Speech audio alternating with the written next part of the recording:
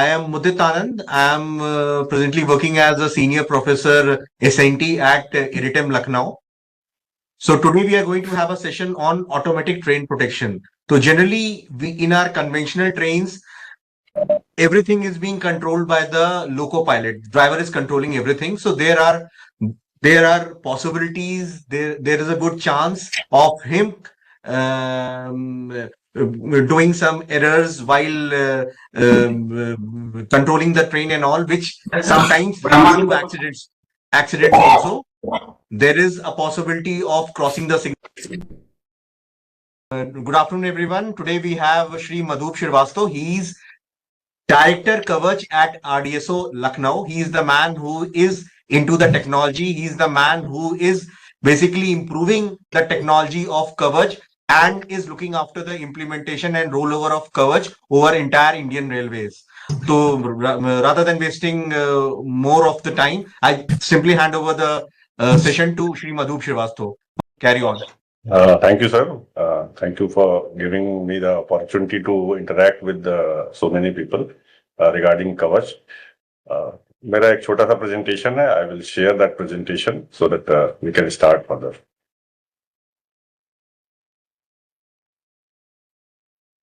इसमें अभी जैसे इलेक्ट्रिकल लोको जो डायरेक्टरेट है आरडीएसओ का, उसने traction regression, auto whistling, CCB and E70 brake interfaces, fitment diagram of electrical loco, इसमें सारे में काम किया है और ज्वाइंटली SNT के साथ में इन डॉक्यूमेंट्स को इशू किया है, जिससे कि हमें पता रहे कि इलेक्ट्रिकल लोको में कहाँ पे स्पेस अवेलेबल है, कैसे ऑटो विस्लिंग की रिक्वायरमेंट है, ब्रेकिंग के सिस्टम क्या होते हैं, किस तरीके से उसका ब्रेक रिलीज टाइम है, ब्रेक एप्लीकेशन टाइम है, कितने देर में वो रुकता है पर्टिकुलर टाइप का break, so that can be taken care, और उसके हिसाब से सॉफ्टवेयर को डेवलप किया जाए.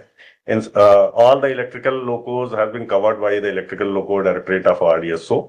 In similar fashion, मोटी पावर डायरेक्टरेट ने डीजल लोको के सारे जितने भी ब्रेकिंग सिस्टम IRAB के और HHP लोको ब्रेक इंटरफेसेस है, सबका डिटेल डॉक्यूमेंट्स इशू किए हैं.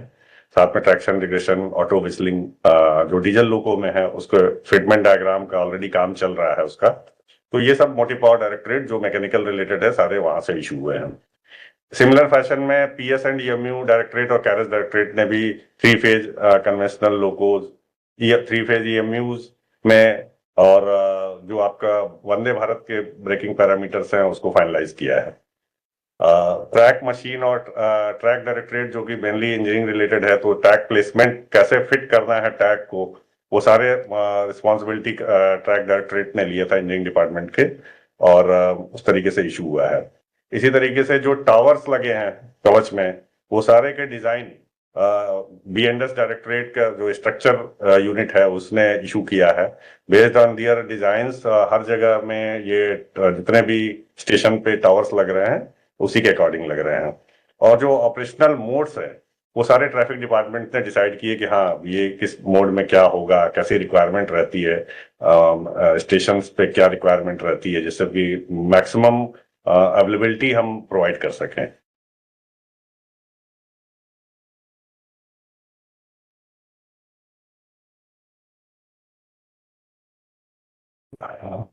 Going for the Kavach, a brief overview, Indian Railway has developed its own indigenous automatic train protection system for enhancing safety of running trains. This system is, ये earlier इसको यही same system था जिसको टिकास बोलते थे. Now the name has been changed and known as Kavach. कवच को Indian railway national automatic train protection system declare किया गया. उसके बाद से ये डिसाइड हुआ कि अब जो भी ATP सिस्टम इंडिया में लगेगा इंडियन रेलवेज में, वो कवच ही लगेगा. इसलिए मैंने फोकस पूरा कवच पे ही किया है, so that you people can understand कि फील्ड में जो लग रहा है वो कवच सिस्टम ही है और उसके क्या फंक्शनैलिटीज हैं, क्या बेनिफिट है, किस तरीके से आप उसको मैक्सिमम यूटिलाइज कर सकते हैं. ये सिर्फ 4 इंटीग्रिटी लेवल है, सेफ्टी इंटीग्रिटी लेवल है, जो कि हाईएस्ट है इसमें, वो कवच कंफर्म करता है.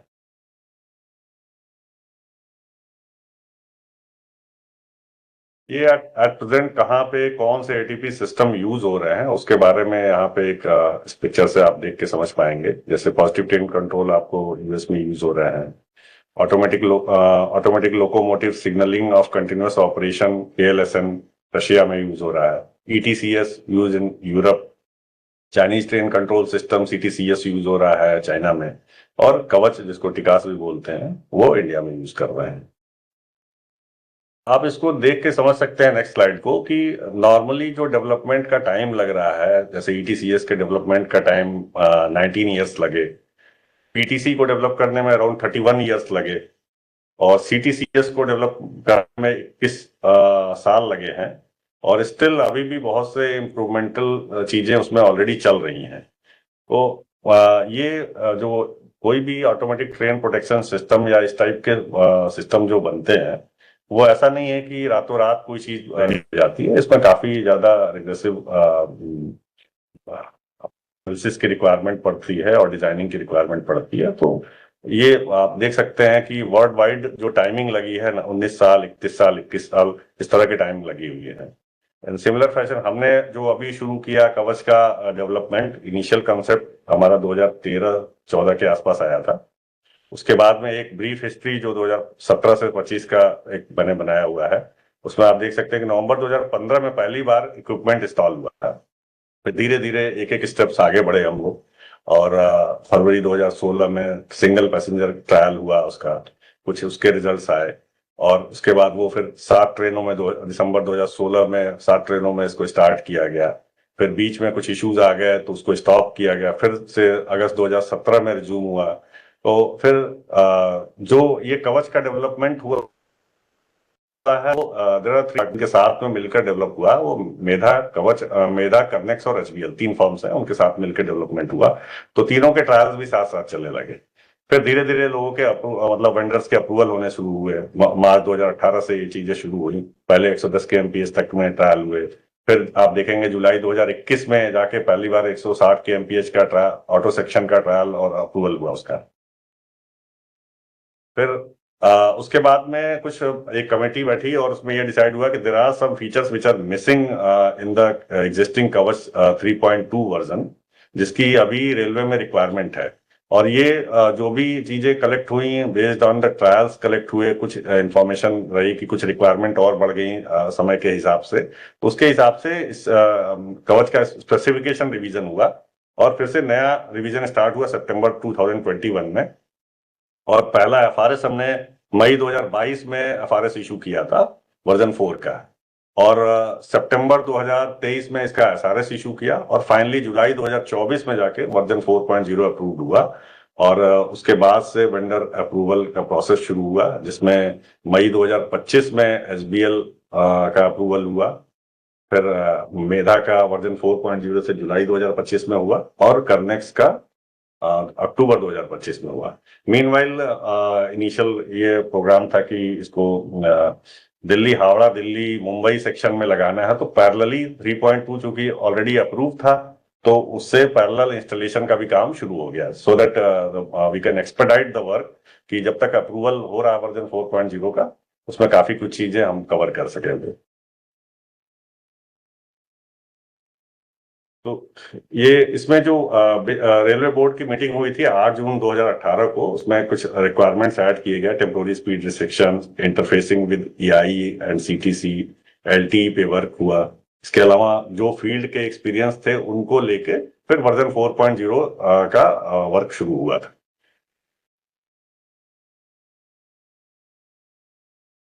कवच के जो सैलिएंट फीचर हैं उसमें ये कवच जो डिजाइन हुआ है वो अप टू 250 kmph के लिए डिजाइन हुआ है, tested at site up to 160 kmph। इसके जो मेजर फीचर हैं, SPAD prevention by automatic application of brakes in case loco pilot fails to do सो।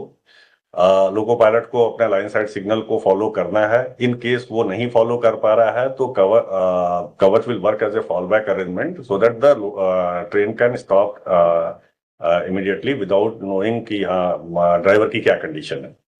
इसमें लूप लाइन स्पीड कंट्रोल है। If it is being fixed that loop line में आपको गाड़ी घुसनी है 15 kmph या 30 kmph, जैसा भी आपने डिफाइन किया होगा, उस तरीके से वो लूप लाइन पे ऑटोमेटिक कंट्रोल करेगी स्पीड को। इसमें कैब सिग्नलिंग फीचर भी है, जिसमें आपको ड्राइवर के सामने ड्राइवर डिस्प्ले यूनिट रहता है, जिसको DMI बोलते हैं, वो एस्पेक्ट को आपके सामने में दिखाएगा, और जो हाई स्पीड होगा तो उसके बारे में अलार्म देगा। फॉगी वेदर में इसको यूज कर सकते हैं, so that you can have a clear vision of aspect of signal. इसमें परमानेंट स्पीड रिस्ट्रिक्शन की मॉनिटरिंग भी है। अगर कोई पीएसआर लगा हुआ है सेक्शन में तो इमीडिएटली वो अकॉर्डिंगली ही कवच उस स्पीड को रिड्यूस कर देगा और उससे ज्यादा परमिट नहीं करेगा। ये कवच पूरा जो है मूवमेंट अथॉरिटी बेस्ड ये काम करता है, जिसका मूवमेंट अथॉरिटी का मतलब है कि distance up to which the train is permitted to travel without danger.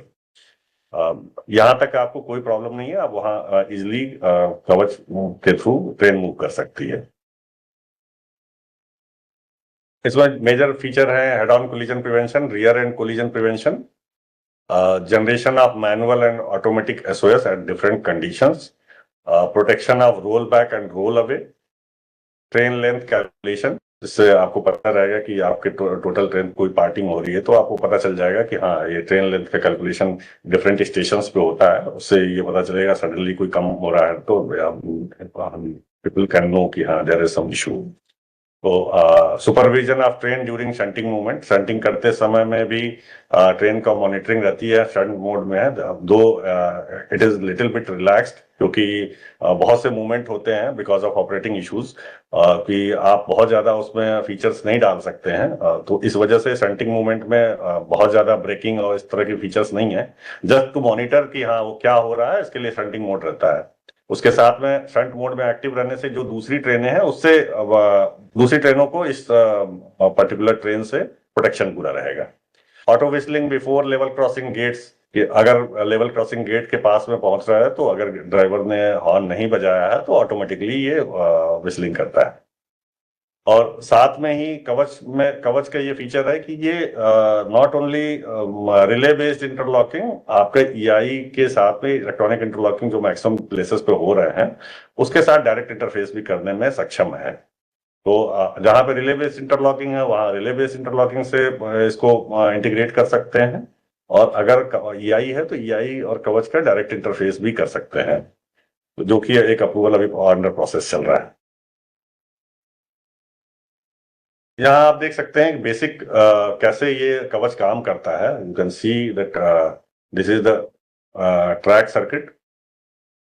Track circuit से इंटरलॉकिंग को इंफॉर्मेशन आ रही है, और यहाँ यू कैन सी कि ट्रैक सर्किट से इंटरलॉकिंग को इंफॉर्मेशन आई है, और same interlocking system station master के पास में भी एक स्टेशन एसएमओसी इक्विपमेंट होता है, स्टेशन मास्टर ऑपरेशन कम इंडिकेशन पैनल, तो वहां पे भी इसके बारे में इंफॉर्मेशन रहती है। इंटरलॉकिंग से वो एसएमओसी कनेक्टेड रहता है, और ये इंटरलॉकिंग इक्विपमेंट जैसे ईआई है या आरआरआई या पीआई है वो स्टेशनरी कवच से कनेक्टेड रहता है, ये इसके साथ इंटरफेस रहता है, so that all the interlocking information is being sent by interlocking to stationary कवच।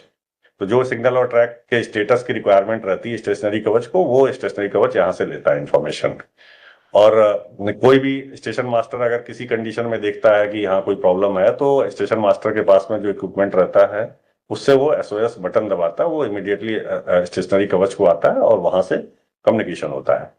आप देख सकते हैं कि स्टेशनरी कवच और लोको के बीच में एक टावर लगा हुआ है जो कनेक्टेड है दिस एक केबल से। यहाँ आप देखेंगे कि एक एंटीना लगा, एक टावर लगा है, उसके साथ में एंटीना है। यहाँ दोनों स्टेशनरी कवच के पास में और ऑनबोर्ड कवच, ये जो पूरा सिस्टम है लोको सिस्टम, लोको में उसमें ऑनबोर्ड कवच बोलते हैं उसको। ऑनबोर्ड कवच से जो कनेक्शन है स्टेशनरी कवच का थ्रू आरएफ कम्युनिकेशन, जितनी इंफॉर्मेशन स्टेशन की आई हुई है स्टेशनरी कवच वो ट्रांसमिट करता है थ्रू एंटीना टू लोको, और बेस्ड ऑन दैट इंफॉर्मेशन आगे का डिसीजन होता है कि लोगों को कहां तक परमिट करना है और वो लोगों कहां तक जाएगा। If it is not allowed to move further तो ब्रेक एप्लीकेशन होता है। इसके फंक्शनल डिस्क्रिप्शन में the Kavach comprises stationary Kavach and onboard Kavach, जैसा आपने देखा इसको, और दोनों के बीच में कम्युनिकेशन रेडियो पे होता है over the air, and GPS use करते हैं फॉर टाइम रेफरेंस के लिए, सो दैट जो स्टेशनरी कवच है और ऑनबोर्ड कवच है दोनों के बीच में एक टाइम सिंक्रोनाइजेशन होना जरूरी है कि जिस समय पैकेट भेज रहा है स्टेशनरी कवच सिमिलर टाइम पे वो ऑनबोर्ड को इंफॉर्मेशन मिल रही है कि नहीं, दोनों एक ही टाइम फ्रेम में होने चाहिए, इसलिए जीपीएस का यूज करते हैं। इसके अलावा जीपीएस का उसमें कोई रोल नहीं होता है। स्टेशनरी कवच इंफॉर्मेशन को कलेक्ट करता है, current status of all the field input like signal aspect points का और ट्रैक सर्किट के। उसको based on the status of these input stationary Kavach calculates the movement authority for the loco travelling in the station vicinity. Means इसका मतलब ये है कि आपको मान लीजिए स्टेशनरी कवच ने सारे इंफॉर्मेशन देखे, ट्रैक की कंडीशन देखी, पॉइंट की कंडीशन देखी और बताया कि आप लोगों के लिए मूवमेंट ओके है, कोई प्रॉब्लम नहीं है, तो the same information can be transmitted to onboard Kavach, यानी लोगों को ये ट्रांसमिट होगा विद द इंफॉर्मेशन कि आपको एमए कितना मिला हुआ, मूवमेंट अथॉरिटी कितनी मिली हुई है, उसी से डिसाइड होगा। और ये सिग्नल के एस्पेक्ट को लेगा, ट्रैक के कंडीशन को लेगा और पॉइंट की कंडीशन को लेके वो इंफॉर्मेशन को कन्वे कर देगा।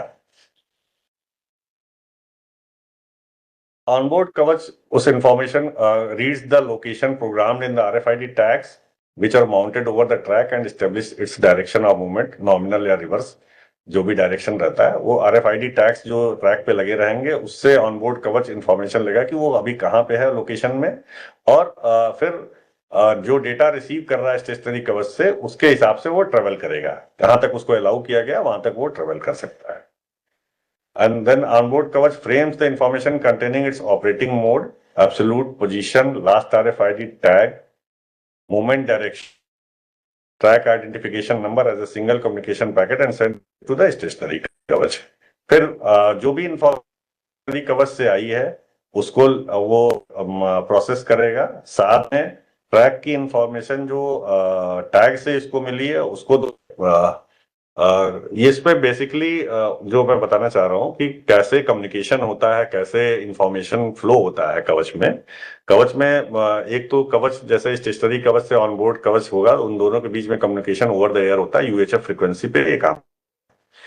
जीपीएस जो यूज करते हैं वो केवल और केवल टाइम सिंक्रोनाइजेशन के लिए यूज करते हैं, जिसमें दोनों सिस्टम स्टेशनरी और ऑनबोर्ड, स्टेशनरी में स्टेशन, ऑनबोर्ड मतलब लोको, ये दोनों एक ही टाइम रेफरेंस पे होने चाहिए, जिससे जो डेटा पैकेट ट्रांसमिट हो रहा है एक दूसरे के लिए वो एक सिंक में रहे।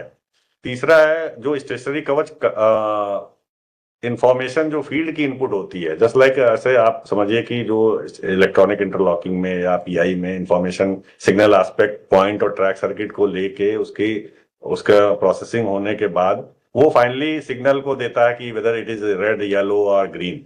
इन सिमिलर फैशन इन इंफॉर्मेशन के साथ साथ सिग्नल के एस्पेक्ट को भी इलेक्ट्रॉनिक इंटरलॉकिंग ट्रांसमिट करता है स्टेशनरी कवच को। इलेक्ट्रॉनिक इंटरलॉकिंग कहिए या रिले बेस्ड इंटरलॉकिंग, दोनों वो कवच को स्टेशनरी कवच को ट्रांसमिट करेगा, और ये स्टेशनरी कवच उसी के बेसिस पे मोमेंट अथॉरिटी को कैलकुलेट करता है कि लोगों को हम कितने दूर तक अलाउ करें जाने के लिए। उसके बेसिस ये मोमेंट अथॉरिटी कैलकुलेट करने के बाद ये ऑनबोर्ड कवच को ट्रांसमिट करता है। ऑनबोर्ड कवच कहाँ खड़ा है ये स्टेशनरी कवच को पता चलता है ऑनबोर्ड कवच के भेजे गए पैकेट से। ऑनबोर्ड कवच जो होगा वो टैग जो लगे रहते हैं स्टेशन पे उसको रीड करता है, रीड करने के बाद उसको उसके इंफॉर्मेशन को भेजता है कि मैं यहाँ पे एट प्रेजेंट मैं यहाँ पे खड़ा हूँ। बेस्ड ऑन दैट वो कैलकुलेशन होता है मोमेंट अथॉरिटी का, और वो मोमेंट अथॉरिटी वापस लोगों को भेजा जाता है स्टेशनरी कवच द्वारा, सो दैट वो लोगों को समझ में आ जाए कि हमको कहां तक अलाउ किया गया है जाने को, based on the electronic interlocking या इंटरलॉकिंग की कंडीशन क्या है। Onboard Kavach frames the information containing its operating mode, absolute position, last RFID tag, movement direction, track identification number as a single communication packet and send it to the stationary Kavach. Kavach में जो system description है इसको दो part में divide किया गया है, एक है ट्रैक साइड सब system and the second one is onboard कवच सब सिस्टम। ऑनबोर्ड ट्रैक साइड सब सिस्टम के तीन पार्ट है, बेसिकली आरएफआईडी टैग है, एक स्टेशनरी इक्विपमेंट है and the third one is tower antenna. And onboard कवच सब सिस्टम के पार्ट में एक है ऑनबोर्ड कवच वाइटल कंप्यूटर, दूसरा ड्राइवर मशीन इंटरफेस या इसको लोको पायलट ऑपरेशन कम इंडिकेशन पैनल भी बोलते हैं, एलपीओसी। आरएफआईडी रीडर्स लगे रहते हैं लोगों के नीचे, और ऑनबोर्ड कवच रेडियो यूनिट जो लोगों के ऊपर में लगे रहते हैं, और ब्रेक इंटरफेस यूनिट है जिससे वो जो ब्रेकिंग को आपका जो लोगों का ब्रेकिंग सिस्टम है उसके साथ ही इंटरफेस करता है। जैसा आप देख सकते हैं कि इंटरलॉकिंग से इंफॉर्मेशन लिया, ये कवच वाइटल कंप्यूटर में इंफॉर्मेशन गई, यहां से रेडियो यूनिट को फिर इंफॉर्मेशन जाएगी, फिर ये टावर के थ्रू ये इंफॉर्मेशन ट्रांसमिट कर दी जाएगी। यहाँ दो चार टोटल एंटीना लगे रहते हैं, दो ट्रांसमिट के लिए, दो रिसीव करने के लिए, बैकअप में अरेंजमेंट भी रहता है। ये एसएमओसिप रहता है जो कि यहाँ इस कवच वाइटल स्टेशनरी कवच वाइटल कंप्यूटर से कनेक्टेड रहता है। और इसमें जो भी इसमें कुछ इंफॉर्मेशन रहती हैं, जब जैसे काउंटर्स लगे रहते हैं, क्या हेल्दीनेस पता चलती रहती है, वो स्टेशन मास्टर के सामने रहेगा, जिससे वो उसे पता चलता रहता है कि अभी क्या कंडीशन है।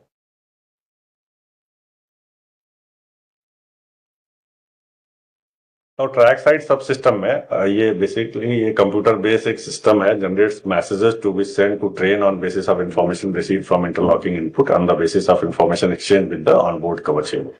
ये इसमें टेक्निकली बस ये समझ लीजिए कि ये मिनिमम 2 आउट ऑफ 2 है, जहां मतलब कोई भी इनपुट होगा तो दो इनपुट रिसीव होते हैं, दोनों के बेसिस पर डिसीजन होता है, जिससे कि कभी भी कोई गलत इंफॉर्मेशन भी होगी वो अपने आप रुक जाती है।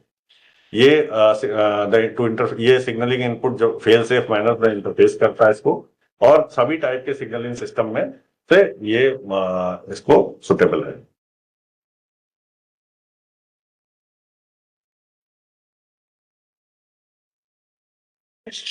ट्रैक साइड सब सिस्टम में दूसरा है टावर एंड एंटीना का। Antenna shall be tune to minimum, ये इसकी एक फ्रीक्वेंसी रेंज है 427 से 430 megahertz, preferably minimum gain 5 dBi का दिया हुआ है इसका। और साथ में इसका जो रेडियो सिग्नल स्ट्रेंथ है, ये मिनिमम फेड मार्जिन 30 dB का होना चाहिए रिसीवर सेंसिटिविटी इसकी। दोनों टाइप के मोनोपोल और lattice tower 40 metre, 30 metre, 20 metre, सभी हाइट के ड्राइंग ऑलरेडी अप्रूव किए हुए हैं। जैसी रिक्वायरमेंट होती है, साइट कंडीशन कैसी है, उसके बेसिस पे तीनों टाइप के टावर लगा सकते हैं। इधर 40 metre monopole, 40 metre lattice, 30 metre monopole, 30 metre lattice, 20 metre monopole, 20 metre lattice. जैसी रिक्वायरमेंट हो वैसा आप लगा सकते हैं वहां पे। उस डिपेंड्स ऑन कि आपका टेरेन कैसा है, जिससे कि जो हम मिनिमम रिक्वायरमेंट है सिग्नल स्ट्रेंथ की, वो पूरी होनी चाहिए। ये सारी tower and its foundation design has been issued by BNS directorate RDS। ये RFID टैग है, उसके आपको ड्राइंग भी दिखाया है मैंने, और किस तरह का टैग होता है, फिजिकली कैसा दिखने में लगता है, और फाइनली वो इंस्टॉल करते समय किस तरीके का होता है। एक यहाँ पिक्चर आपको शो किया है। You can see that actually size is around length of pencil. Actual जो RFID टैग होता है वो बहुत छोटा होता है। उसके ज्यादातर चीजें जो है उसके प्रोटेक्शन के लिए हो, मैकेनिकल प्रोटेक्शन चाहिए उसको RS से प्रोटेक्शन भी चाहिए। There are different type of protection required, इसलिए इसको बहुत से प्रोटेक्शन लगाए गए हैं, और साथ में इसको क्लैंपिंग का अरेंजमेंट भी किया हुआ है। ये बेसिकली ट्रैक आइडेंटिफिकेशन के लिए यूज होती है, correction of location of train and train detection identification के लिए यूज होती है। ये सभी सिग्नल के फूट पे इसको प्रोवाइड करना है, उसके अलावा जहां जहां जरूरत हो वहां पे प्रोवाइड करना है इसको। जो भी ब्लॉक सेक्शन में जितने भी RFID टैग लगते हैं उसमें मैक्सिमम डिस्टेंस 1 किलोमीटर रखता है उसको।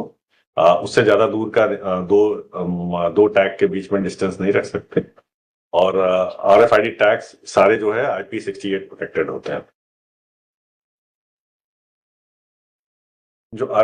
इसका जो ये RFID टैग्स के डिटेल्स हैं, ये 250 kmph तक के लिए परमिट कर है, इसको फिट है।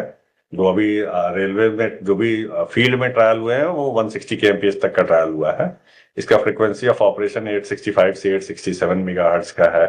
इसका कम्युनिकेशन प्रोटोकॉल एक डिफरेंट टाइप ऑफ प्रोटोकॉल है, जो नॉर्मल यूज होता है वैसा नहीं है।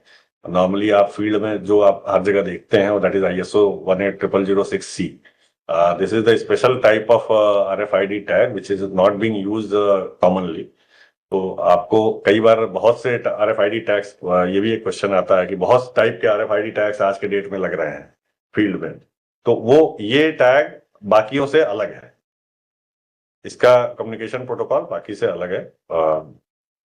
इसमें टैग लिंकिंग की भी इंफॉर्मेशन होती है, पहले से पता रहता है कि आगे कौन सा टैग आने वाला है, जिससे कि आपके जो एक्यूमुलेटेड ओडोमेट्री एरर होते हैं उसको भी रिजॉल्व करने का तरीका है ये। कि अगर आपके ट्रेन के मूवमेंट से कई बार सबके पार्ट अलग अलग साइड से रहते हैं तो देयर चांसेस कि सम ओडोमेट्री एरर इज आल्सो पॉसिबल। तो उसको रिजॉल्व करने के लिए आरएफआईडी टैग है जिसमें लोकेशन डिटेल्स भी रहते हैं, वो आपको वहां से आप इसको करेक्ट कर सकते हैं। All linking information of the tag is send from stationary Kavach to onboard Kavach over radio communication in advance. तो इसमें जो टैग्स की इंफॉर्मेशन है पहले से पता होता है। मान लीजिए किसी टैग को वो हिट करता है लोगो, तो पता रहता है कि इस टैग के बाद में कौन सा टैग आने वाला है। सपोज किसी ने चेंज कर दिया टैग, तो क्या होगा कि उसको दिखेगा कि ये टैग तो उस जो स्ट्रिंग है जो हमारे लिंकिंग के टैग है उसमें नहीं है, तो वो तुरंत इमीडिएटली इसको एक्शन लेगा और वो as a foreign tag treat करेगा और ब्रेकिंग एप्लीकेशन करेगा। This is a safety feature, तो ये बहुत ही रिक्वायर्ड होता है। There are different type of classification of tags. One is normal tag, LC gate tag, adjacent line tag, adjustment tags. Normal tag normal सभी जगह जो जहां भी यूज करने होते हैं, सिग्नल फुट के नीचे यूज करना है, टर्न आउट पे यूज करना है, कहीं डेड स्टॉप पे यूज करना है। अगर आप कवच टेरिटरी से बाहर जा रहे हैं तो एग्जिट टैग की तरह नॉर्मल टैग यूज होते हैं। ये सारी जगह पे वो नॉर्मल टैग ही यूज होते हैं। एलसी गेट टैग है, इसमें बेसिक ऐसे देखने से कोई डिफरेंस नहीं है, सारे टैग एक ही हैं। बस फर्क इतना होता है कि सब में जो डेटा होता है वो डिफरेंट टाइप का स्ट्रक्चर है उसका, इसलिए इसको अलग अलग टाइप के दिए हुए हैं। और ये डिपेंड्स कि कहाँ यूज कर रहे हैं उसके बेसिस पे इसको डिफाइन किया गया है कि there are different type of tags. Physically there is no change, सभी टैग एक ही टाइप के होते हैं। इट डिपेंड्स ऑन कि डेटा उसमें क्या है, उसके हिसाब से टैग का डिस्क्रिमिनेशन किया गया है। एडजेसेंट लाइन टैग में आप देख सकते हैं कि जैसे use to specify adjacent line information to process the SOS message. इसमें क्या है कि आपके बगल वाले उसमें लाइन डिफाइन रहती है कि ये लाइंस आपकी एडजेसेंट लाइन है। अगर किसी वजह से बगल की लाइन में भी प्रॉब्लम हो रही है तो किस किस लाइन में आपको ब्रेक का एसओएस मैसेज देना है वो यहां से डिफाइन कर सकते हैं। और एडजस्टमेंट जंक्शन टैग है कि आप जब किसी स्टेशन में, आप बहुत जगह ऐसा है कि लोकेशन की इंफॉर्मेशन करेक्ट नहीं है, आपका एक स्टेशन की लोकेशन कुछ और लिखी है, अगले स्टेशन पे गए तो कुछ और इन्फॉर्मेशन है। तो जब आप बेसिकली वो ट्रेवल करेगा, लोको ट्रेवल करते समय फर्स्ट का रेफरेंस लिया, रेफरेंस पॉइंट से ट्रेवल करते जब दूसरे स्टेशन पे पहुंचा तो पता चला कि कैलकुलेशन के वाइज से कुछ और लोकेशन आ रही है बट एक्चुअल लोकेशन कुछ और दी हुई है। ये बहुत जगह पॉसिबल है। तो उसको कवर करने के लिए देर आर सब एक टैग डिफाइन किया गया, दिस कॉल्ड एडजस्टमेंट और जंक्शन टैग। एडजस्टमेंट टैग में बेसिकली वो लोकेशन का करेक्शन करेगा, और अगर आपको जरूरत पड़ती है कि उस लोकेशन को रिसेट करना है, कहीं आपको किसी जंक्शन पॉइंट से कोई और लाइन निकल रही है तो उसको आपको दिखाना है कि वहां से वो 0 किलोमीटर शुरू हो गया, तो आप उसको डायरेक्शन को रिसेट कर सकते हैं, लोकेशन को रिसेट कर सकते हैं। उसके लिए ये टैग यूज होता है।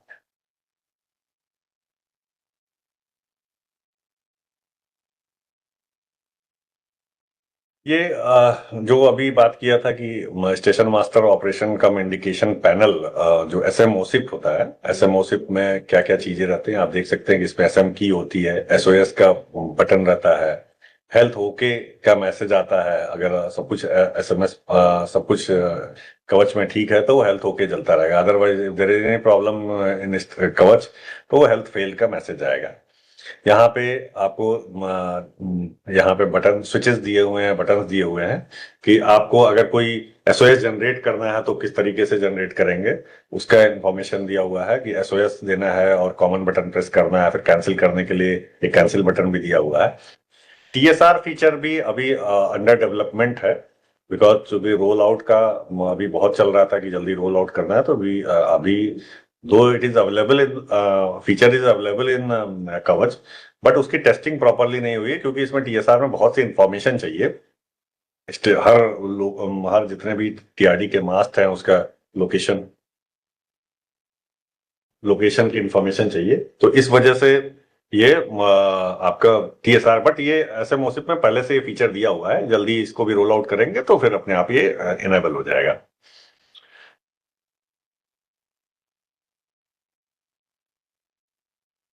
कवच में एक और इक्विपमेंट है जो आपने अभी देखा कि स्टेशनरी कवच इक्विपमेंट बताया, बट अभी बहुत जगह क्या होता है कि आपके गेट्स हैं, गेट की इंटरलॉकिंग गेट्स हैं बहुत से, कुछ वहां पे रिले की इंफॉर्मेशन है, तो हर जगह तो आप टावर और बाकी चीजें नहीं लगा सकते। फॉर दैट रीजन एक रिमोट इंटरफेस यूनिट है जो आपको दूर से कहीं से कोई कुछ डेटा कोई इंफॉर्मेशन को लाना है, तो उसके लिए यूज करते हैं, खासकर गेट पे कहीं आईबी से कोई इंफॉर्मेशन लानी है तो आप वहां से ले आके साथ में स्टेशनरी कवच के साथ में वो इंटीग्रेट कर देंगे और सेम इंफॉर्मेशन जो आरआईयू से आई है वो स्टेशनरी कवच के पास पहले से अवेलेबल रहेगी।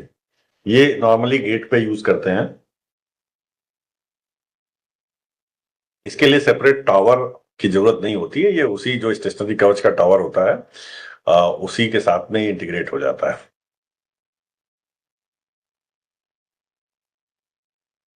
ये ऑनबोर्ड कवच सब सिस्टम है, आप देख सकते हैं इसमें देर आर डिफरेंट इक्विपमेंट्स जो अभी जो अलग अलग उसमें डिस्कशन किया।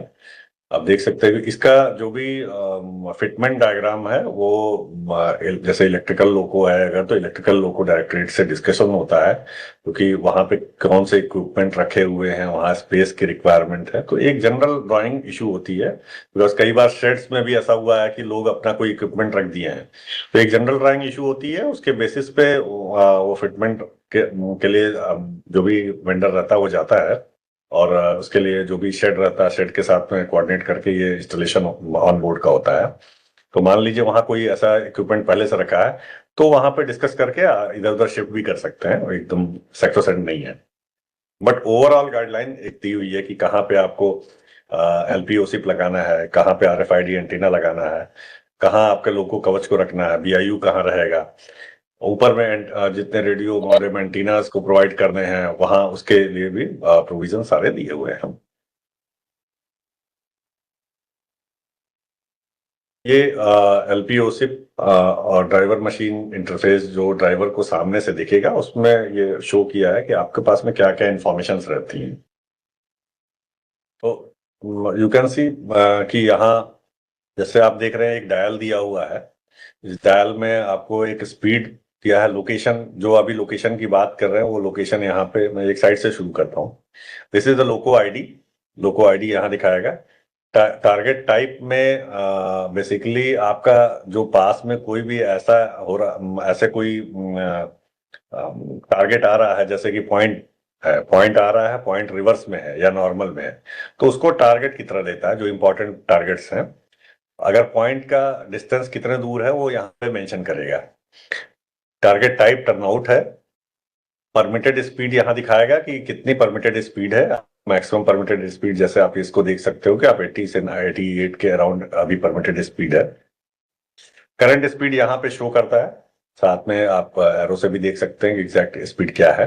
और टारगेट डिस्टेंस क्या है, ये येलो बार जो दिखा रहा है that is the target distance, कि पॉइंट का at present time the distance between loco and that point facing point is 1071 metre. ये यहाँ से पता चलता है। साथ में आप ये देख सकते हैं कि इसमें और टारगेट अब ये डायल्स में आप देखिए, डायल्स में एक दो कलर दिखा रहा है, एक ग्रीन दिखा रहा है, एक डार्क ग्रीन है। तो इसमें ये दिखाता है कि आपका टारगेट स्पीड का पे कितना अलाउड स्पीड है, मतलब ये पॉइंट पे ये 30 kmph की स्पीड अलाउड है, तो ये डार्क ग्रीन से दिया हुआ है। प्रेजेंट सिचुएशन में ये स्पीड इसकी लोको की 88 तक में परमिटेड है। अभी वो 88 kmph से जा सकता है, और 88 kmph से भी जाएगा तो वो इस 1071 मीटर दूर जो पॉइंट है वहां पे स्पीड भी मेंशन किया हुआ 30 kmph का, तो उसको ये पता चल रहा है कि आपका टारगेट डिस्टेंस कितना है, साथ में टारगेट स्पीड क्या है। तो इससे ये आपको दिख जाएगा कि टर्नआउट पे मैक्सिमम स्पीड 30 kmph की परमिटेड है और अभी टर्नआउट 1071 मीटर है। तो लोको पायलट ये देख के चाहेगा तो वो स्पीड बढ़ा भी सकता है, और जैसे जैसे ये डिस्टेंस कम होने लगेगी ये अलाउेबल स्पीड अपने आप कम होने लगेगी इसकी। तो ट्रेन लेंथ यहाँ पे टीएल मेंशन रहता है, 325 मीटर की ट्रेन लेंथ है इस समय में, ये कैलकुलेशन करता है। सेक्शन स्पीड आपको यहाँ पे 110 का सेक्शनल स्पीड है, वो यहाँ पे दिखा रहा है आपको 110 kmph यहाँ लिखा रहता है। लोगों की लोकेशन क्या है, अब प्रेजेंट एब्सोल्यूट लोकेशन जो रहती है वो इस तरह मेंशन रहती है यहाँ पे। There are different function keys provided over here, कि जब आप लोगों में एंट्री करेंगे तो उस समय में आपको कैसे इसको ऑपरेट करना है, इनिशियल कंफर्मेशन कैसे देना है, वो चीजें यहाँ से इन इन बटन्स को यूज करके कॉन्फ़िगर करते हैं। यहाँ पे जो कंटेक्स्ट मैसेज है, जो इंपॉर्टेंट कंटेक्स्ट मैसेज है, जैसे turnout in 1073 metre with speed limit 30 kmph, यहाँ पे मेंशन हो रहा है, आप इसको भी देख के समझ सकते हैं। और ये यहाँ पे भी इससे दिख जाता है, इंपॉर्टेंट जो मैसेज है वो आ जाते हैं। अब यहाँ जो आरएफ दिखा रहा है, आरएफ में आप देखेंगे कि यहाँ बार दिखा रहा है। बार का मतलब ये नहीं है कि ये वहां पे कम्युनिकेशन का डायरेक्ट कितनी स्ट्रेंथ है वो दिखाता है। ये दिखाता है कि अगले जो पैकेट है, पैकेट जो ट्रांसमिट हुए हैं, 5 पैकेट, लास्ट 5 पैकेट, क्योंकि जितने भी ट्रांसमिशन हो रहे हैं यूएचएफ में वो हर 2-2 सेकंड पे होते हैं इसमें। तो मीन्स ये 10 सेकंड का कवरेज है कि आपके जो पिछले 5 सेकंड में पिछले 5 पैकेट ट्रांसमिट हुए हैं वो सारे के सारे रिसीव हो गए कि नहीं हो गए। अगर वो सारे के सारे रिसीव हो गए हैं देन इट विल शो 5 बार, और जैसे जैसे पैकेट का लॉस होगा वैसे वैसे ये बार का नंबर कम होने लगेगा। तो ये बताता है कि आपको कुछ प्रॉब्लम है जिसकी वजह से पैकेट का लॉस हो रहा है। इसका मतलब ये नहीं है कि कोई प्रॉब्लम है इसमें, ये इंडिकेट कर रहा है कि प्रॉब्लम हो सकती है। आपको इवन 3 बार भी दिखा रहा है, 3 पैकेट भी रिसीव हो रहे हैं, तो आपको सिस्टम में कोई प्रॉब्लम नहीं आएगी।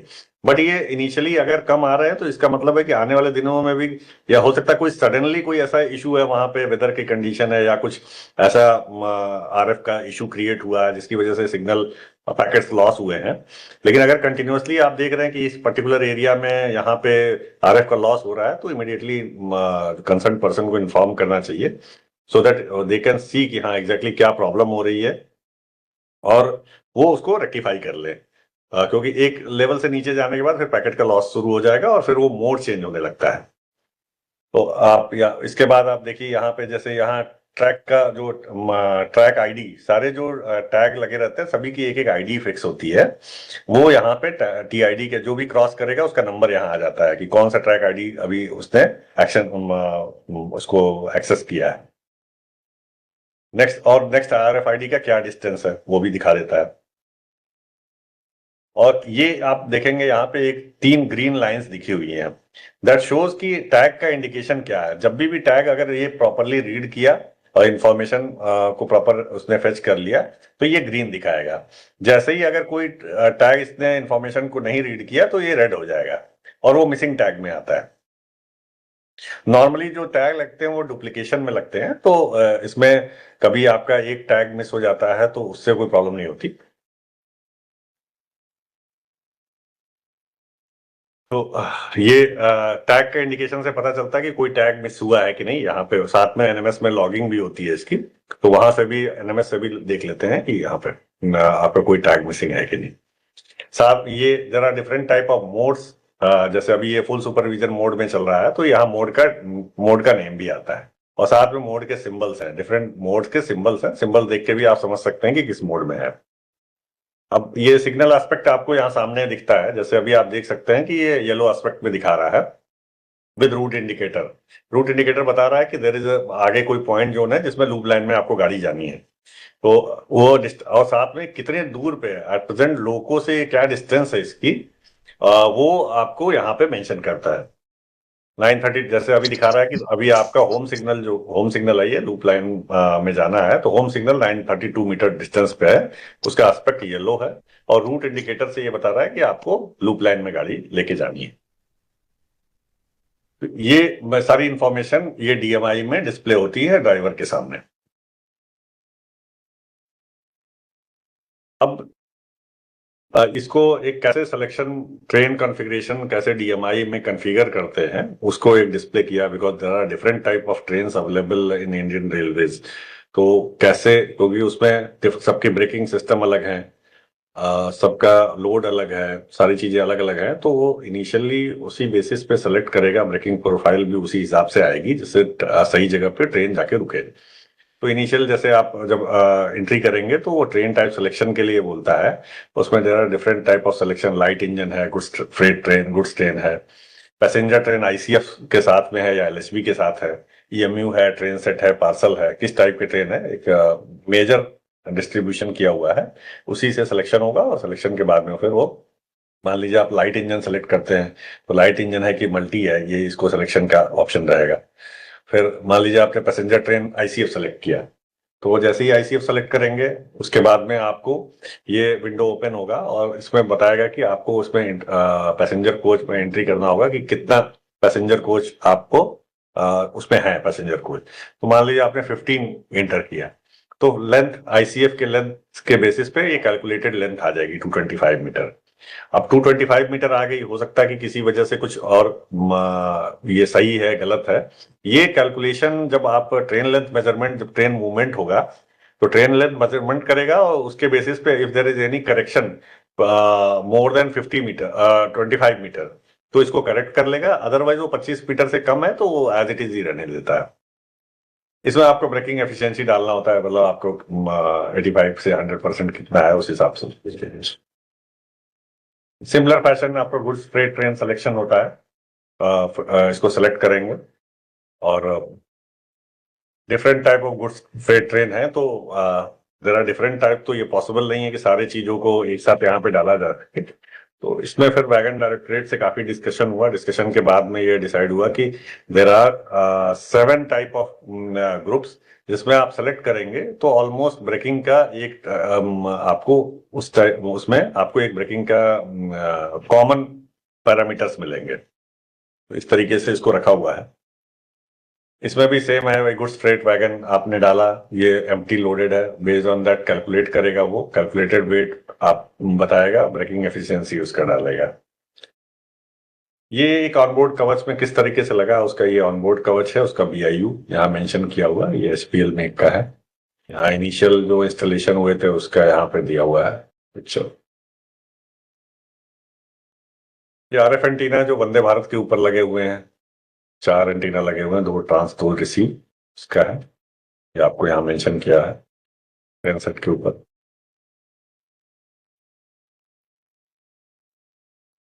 ये लोको पे आरएफ एंटीना, आपको 4 आरएफ एंटीना लगे हैं।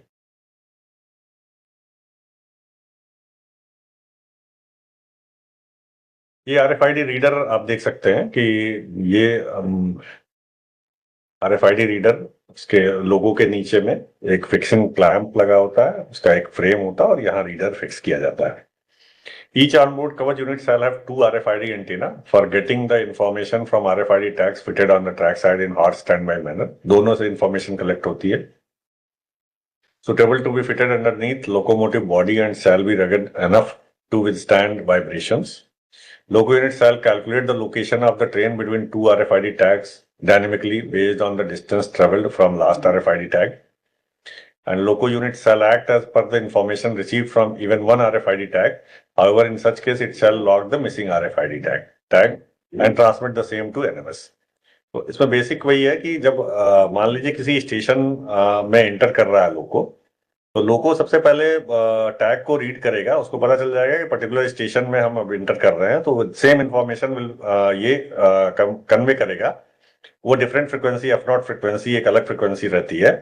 जैसे ही उस फ्रिक्वेंसी पे मैसेज कन्वे करेगा कि ये टैग की इंफॉर्मेशन है, मेरा लोकेशन ये है, वो कंसर्न स्टेशन को रिसीव होगी।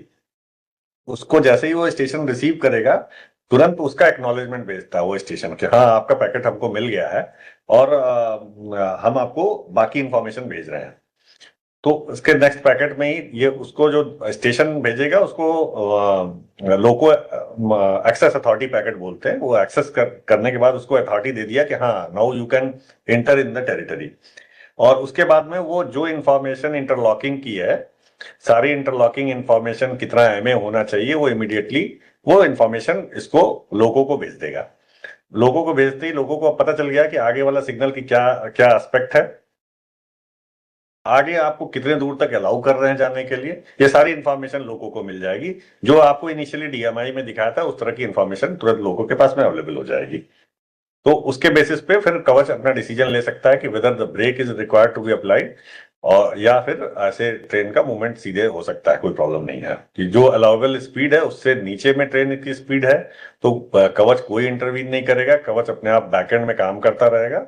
और अगर वो लोगों की स्पीड जो अलाउबल स्पीड है उससे ज्यादा है तो उस पर 3 स्टेजेस हैं। 3 स्टेजेस में पहले वो एक स्टेज से वार्निंग शुरू करेगा, फिर एफएसबी लगाता है, अगर उससे भी ऊपर है तो अगर देखते हैं स्पीड नहीं कम हो रही है तो वो एफएसबी एप्लीकेशन करेगा, और अगर उसके बाद भी कंट्रोल नहीं हो रहा तो देन ईबी का एप्लीकेशन होता है। ये आपका स्पीड सेंसर्स लगे हुए हैं जहां से वो स्पीड को कैलकुलेट करता है। ये the speed sensor is mounted on the axle of the locomotives based on the wheel diameter and number of rotations per second the speed is calculated. The speed sensors also have the ability to give the direction of the locomotive. The speed sensor has redundancy built in into it.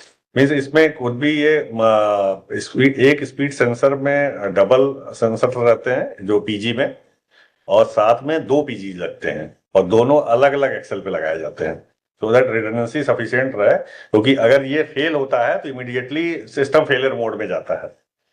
तो ये important aspect है जिसकी वजह से इस पर redundancy काफी रखी गई है। ये कवच का एक नेटवर्क मैनेजमेंट सिस्टम है जिसपे आपको हर जगह डिविजनल कंट्रोल में एक एनएमएस रहेगा। कवच अभी प्रेजेंटली कहाँ पे है, कैसे अवेलेबल, कहाँ पे है, पर्टिकुलर ट्रेन कहाँ है, वो इस एनएमएस से देख सकते हैं। साथ में अगर कोई प्रॉब्लम हुई है तो उसको लॉगिंग भी हो सकती है। इसमें all stationary Kavach are connected to NMS through E1 MPLS network. Radio communication packet and station input data are shared periodically at every 2 seconds. A centralized monitoring of coverage equipped trains and stations are there. Real-time display of train movement and playback of scenarios. तो ये सारी चीजें इसमें facilities available हैं जिसपे NMS में आप देख सकते हैं कि ट्रेन का मूवमेंट, ऑनलाइन मूवमेंट भी देख सकते हैं। बाद का कोई कंडीशन देखनी है, just like a data logger, most of the people have seen the data logger.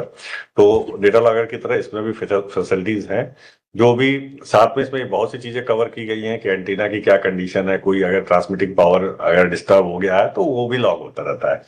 तो बहुत सी चीजें इंफॉर्मेशन तो इनिशियली आपको मिल जाएंगी कि ये इसमें एनएमएस से देख के कि इसका ट्रांसमिटिंग पावर या रिसीव पावर कोई प्रॉब्लम है तो वो इंफॉर्मेशन पहले मिल जाती है, तो जाके कोई अटेंड करके इसको ठीक कर सकता है।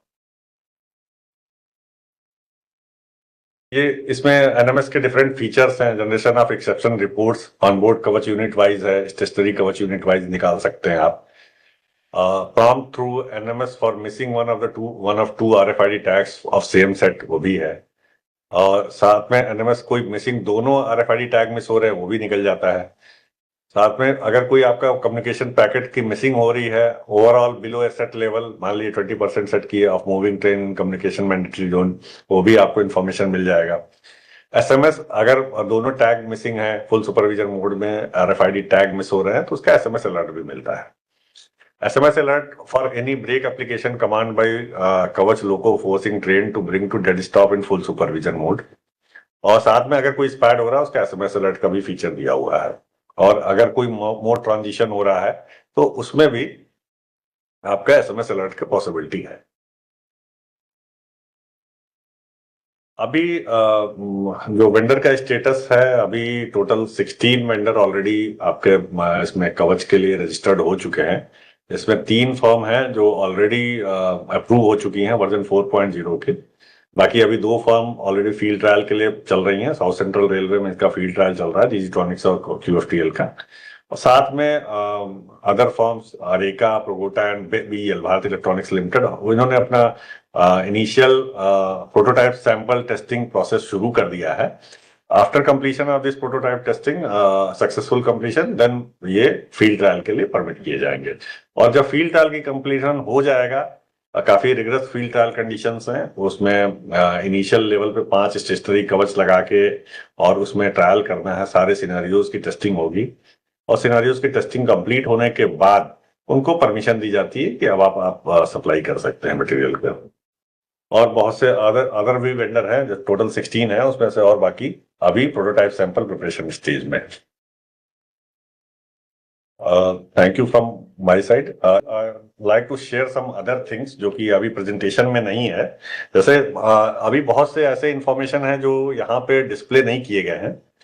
मैं वो चाहूंगा कि जैसे एक हम लोग कोई भी डॉक्यूमेंट होते हैं जो जेपीयूज और इस तरह की चीजें इशू होती हैं, वो आरडीएसओ के इंटरनेट पे भी हम लोग डिस्प्ले करते हैं। तो कभी भी किसी को कोई कंटेंट की रिक्वायरमेंट है तो वो वहां से भी देख सकता है। I will like to share these documents so that मैं शेयर ही करता हूँ। एक्सेस करना है,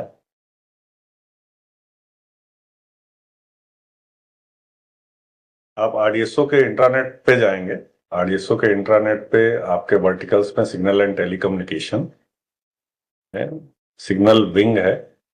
सिग्नल विंग में आपका एक कंपेंडियम फॉर इम्प्लीमेंटेशन ऑफ कवच है।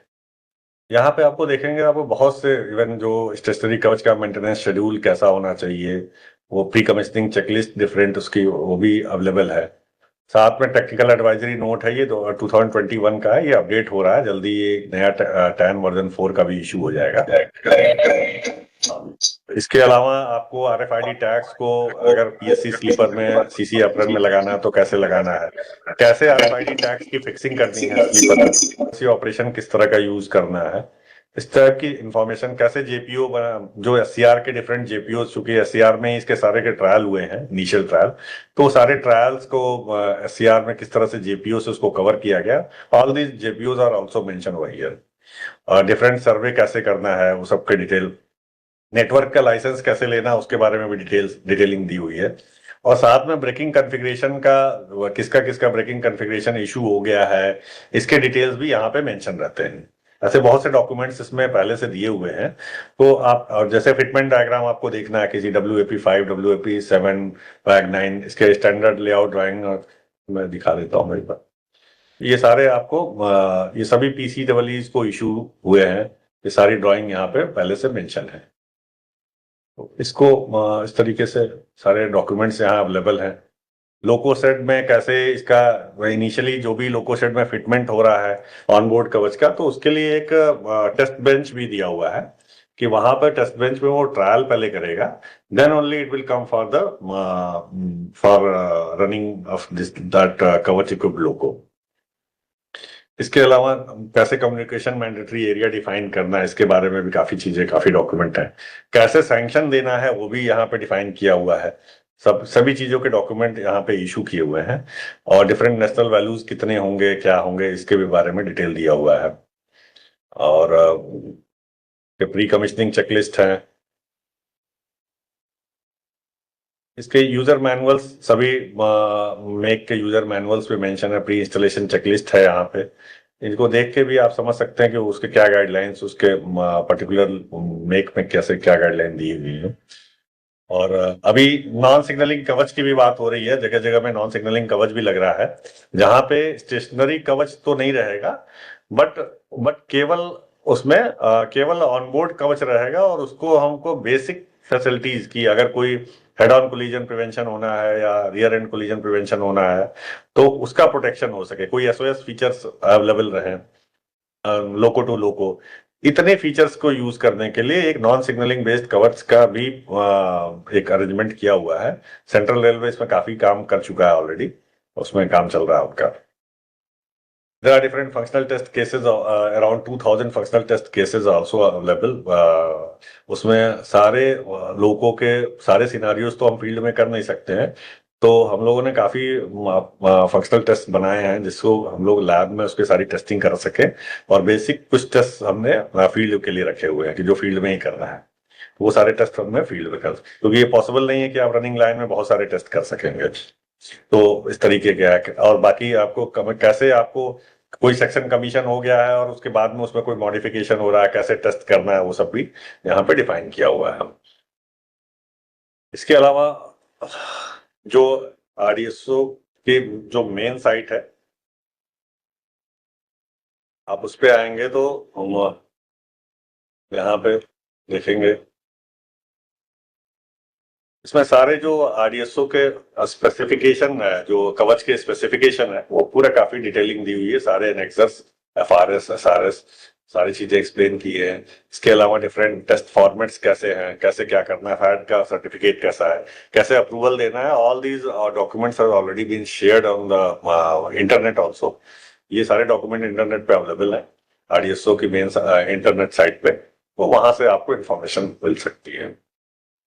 So I think this is all from my side. Sir, I would request all of you to permit me to log off because I have another meeting. Sir, अगर permit कीजिए तो Yes, Madhup, thanks a lot for taking this enriching session. Thank you, everyone. We'll close the meeting now. Thank you. Thank you all.